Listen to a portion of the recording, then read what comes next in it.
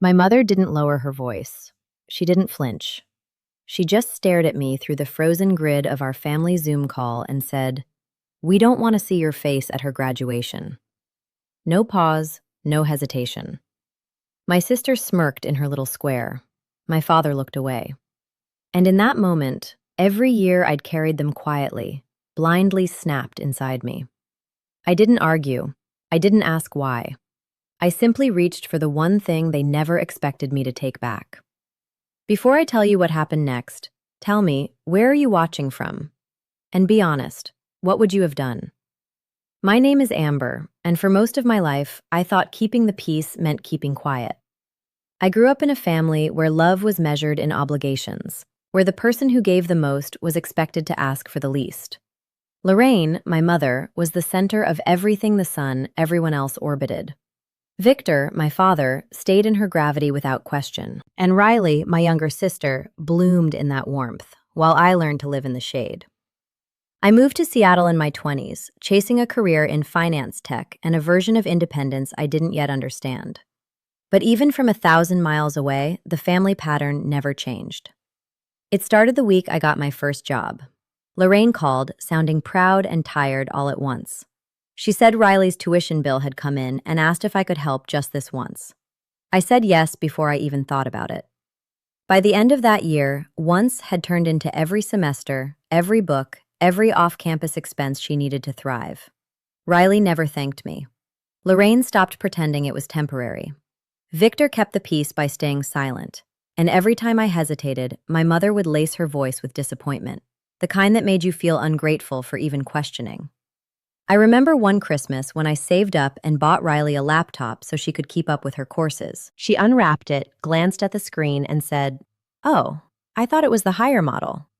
Lorraine just laughed softly and said, "Maybe next year, sweetie." I swallowed the burn in my chest and told myself it didn't matter, but it did. All of it did.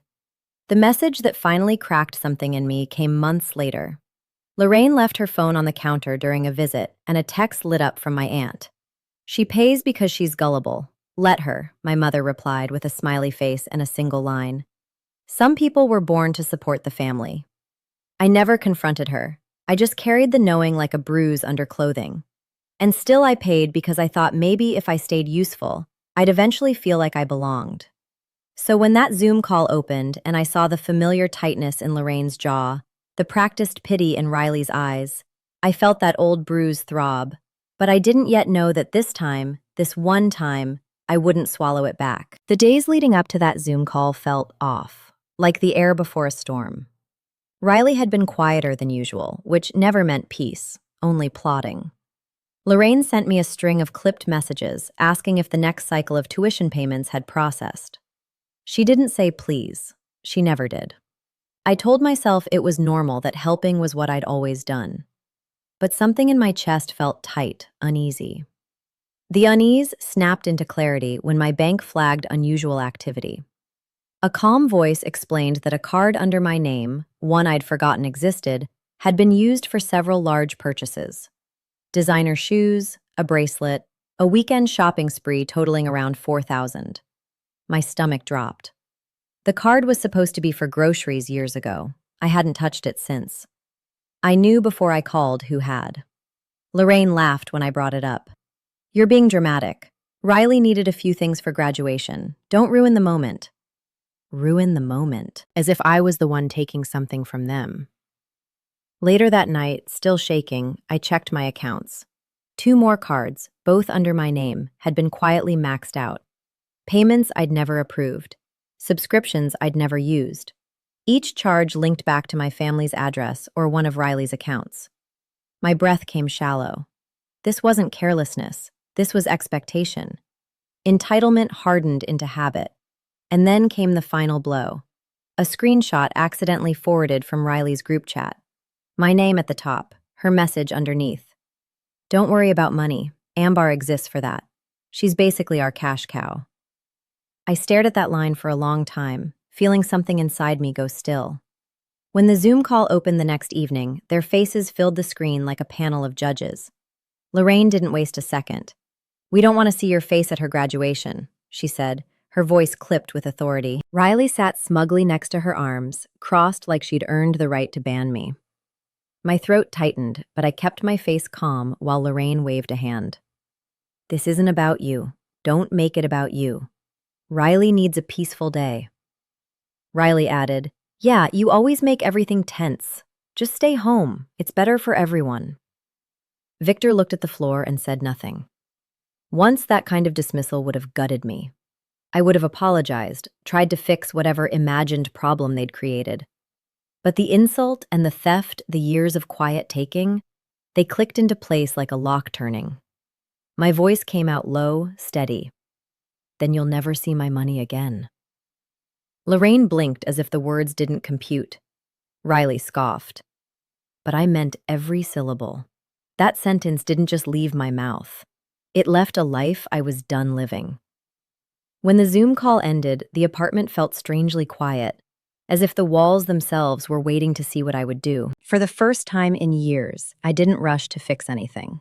I didn't replay their words, searching for ways to smooth them over. I just sat there, letting the silence settle over me like a blanket I'd forgotten I owned. Then I opened my laptop. The screen's glow washed across my desk as I signed into the tuition portal. Riley's account sat there bright and expectant, one more semester, pending one more payment scheduled under my name. My fingers hovered for a moment, not trembling, just aware. Aware that this was the moment everything shifted. I canceled the plan. A single button, a quiet click. Years of obligation dissolving in an instant. Next, I pulled up my bank dashboard. 3 cards tied to my identity, all with activity I never approved. Purchases linked to Riley's email, Lorraine's shipping address, or the family home. I froze each account one by one, the system chiming confirmations back at me. Then I removed the connected devices, Riley's phone, Lorraine's tablet, and updated the passwords they'd used for years without permission. The calm in my chest didn't feel like anger. It felt like clarity. After that, I went through payments, bills, and statements, creating a clean folder of evidence. Not to weaponize, but to finally see the truth laid out plainly. Every transaction, every assumption they'd made about my role in their lives. It wasn't support. It was entitlement dressed up as expectation. As I organized the files, I found an audio note I'd forgotten existed, recorded accidentally during a speaker call months ago. Lorraine's voice, light and amused. Riley's laughter in the background. She'll pay, Lorraine said. She always pays, Riley replied. Then a joke I'd never heard until now. It's basically her purpose. I closed the file slowly, letting the words pulse through me, not to hurt me, but to remind me that reality didn't match the version of family I'd been clinging to. My phone buzzed on the table. Riley, did the payment go through? I can't see it. Lorraine, don't be childish. Fix this, Victor. Just breathe. Don't make things worse. Worse. As if the worst thing I'd done was finally say no. I didn't respond. Instead, I logged out of every shared subscription: music, streaming, grocery deliveries, anything tied to my accounts. The list was longer than I expected. I ended each one without hesitation. By the time I stood up, the sky outside had deepened into a soft navy blue. I felt lighter than I had in years, standing barefoot on the cold floor, breathing air that somehow tasted new. They thought cutting me out of a celebration would keep me small. But all it did was make room for me to finally step out. 3 days passed before Lorraine finally demanded another family meeting. The subject line of her email said urgent, but it was the kind of urgency people use when they've lost control, not when they're in danger. I clicked the Zoom link out of curiosity, more than duty. A part of me wanted to see how far they'd push. Another part wanted to see how far I'd come. When the screen loaded, they were all already there. Lorraine sat in the center like she always did, perfectly framed chin lifted as if she were presiding over something important. Riley lounged beside her makeup, flawless eyes tight with irritation instead of gratitude. Victor hovered near the back of the living room, hands in his pockets, looking smaller than I remembered. Finally, Lorraine snapped as if I were late. We need to address your behavior. My behavior? Of course. I said nothing. Silence was a new language for me, one they didn't understand yet, she continued. Riley's graduation is in less than 2 weeks. They won't let her walk unless the outstanding balance is paid. You know this. You've always handled it, so fix it. Riley rolled her eyes. I don't get why you're making this a big deal. You're the one with the career. Just do what you always do. There was a brief moment where I wondered if they truly didn't see it. The theft, the manipulation, the entitlement. Or maybe they saw it all along and simply didn't care. That's when it clicked. The problem had never been their blindness. It had been my willingness. I'm not paying, I said calmly. Lorraine's lips curved into disbelief. Don't be ridiculous. You're angry, fine. But don't sabotage your sister out of spite. I'm not sabotaging her, I replied. I'm stepping out of a role I never agreed to play. Victor finally lifted his head. Let's not escalate. We can talk this through. Talk, I let out a soft breath.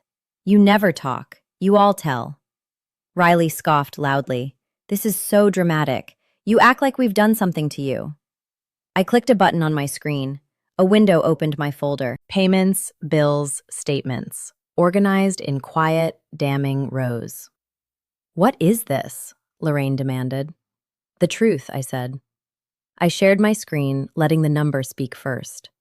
The unauthorized purchases, the recurring charges, the cards linked to Riley's email, the shipping addresses matching the family home, the grocery-only card used for luxury items. Riley's mouth tightened. Lorraine's face remained stiff, but a flicker of something, recognition or fear, passed through her eyes. Victor stepped closer to the camera. Amar, you could have just talked to us. I tried, I said softly. For years.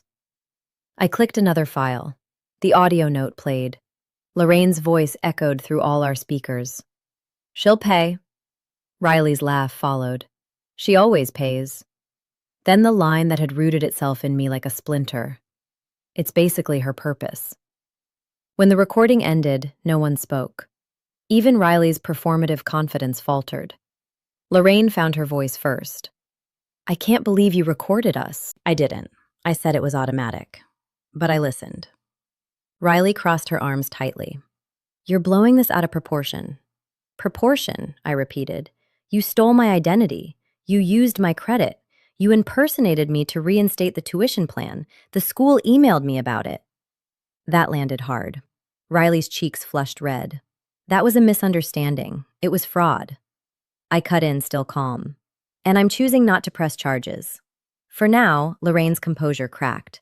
Charges against your own sister. What is wrong with you? What's wrong? I replied. Is that you raised her to believe she could do it? Victor finally spoke, barely above a whisper. Amar, we didn't know it got this far. Yes, you did, I said. You just didn't want to stop it. Lorraine slammed her hand on the table. Enough. You are not destroying this family because of a few misunderstandings. Riley deserves her moment. You owe it to us, too. I leaned forward, voice low and steady. I don't owe you anything. The sentence hit them like a physical force. Riley blinked rapidly. So, you're just going to let me look stupid on graduation day? You're an adult, I said. Your education is your responsibility. Lorraine shook her head, furious. You've changed. This isn't you. No, I corrected her. This is me without your script. For a moment, the call fell into complete silence, the kind of silence that reveals everything words have tried to hide. Then Lorraine attempted one last tactic, her most familiar one. If you walk away now, don't expect this family to welcome you back.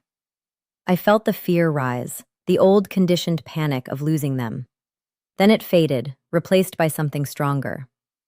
I'm not walking away from family, I said. I'm walking away from people who never acted like mine. Riley stood up abruptly, knocking something over. You're selfish, ungrateful. You've always been jealous of me. Jealous of the person who weaponized my generosity. It would have been funny if it hadn't been so sad. I hope someday, I said quietly, you understand the difference between support and exploitation. Lorraine glared at me as if hate alone could force compliance. You'll regret this. Maybe once I would have, but not now. I already did my regretting. I replied, I'm done. I hovered over the leave meeting button, their faces blurred into a single desperate tableau. Anger, confusion, fear, all tangled into the same expression they'd worn every time their control slipped. For the first time, I didn't shrink. "I wish you well," I said softly, "but I'm finished being the one who pays for your peace." Then I clicked the button. The screen went dark. The call ended, and for the first time in my life, something began.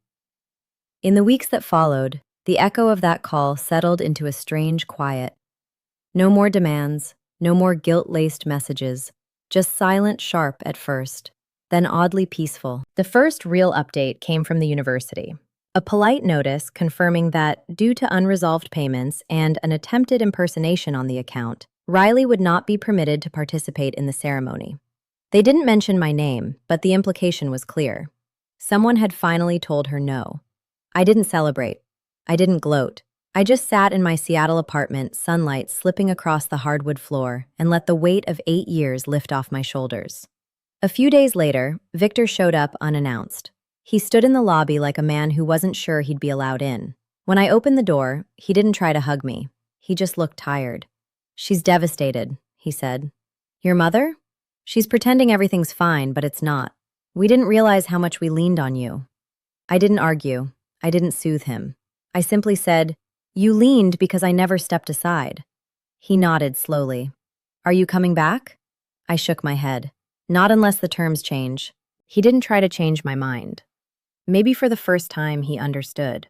He left with a quiet goodbye that didn't feel like an ending, just a shift. And for once, the silence he left behind felt like mine. I used to believe family meant endurance, that loving them meant letting myself be drained. But the day they told me I wasn't welcome, I finally understood love without respect isn't love at all. So I walked away quietly, fully for good. And in that space, I found something I'd been missing my whole life myself. If any part of my story echoes yours, share it in the comments and subscribe so you don't face it alone.